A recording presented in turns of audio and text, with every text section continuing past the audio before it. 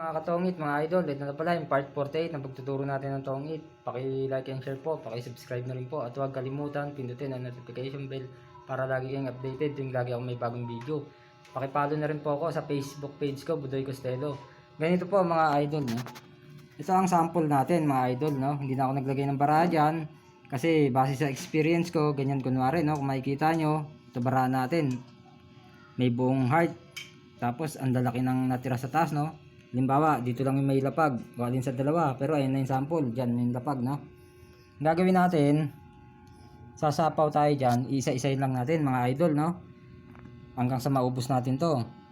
Ngayon, kaya natin isa-isayin yung sapaw mga idol, para makakuha tayo rito. Kasi, kung hindi tayo magsasapaw ng isa-isa, kung ilalapag natin to, baka biglang mag-draw yun, matatalo. Sayang yung ganda ng bara.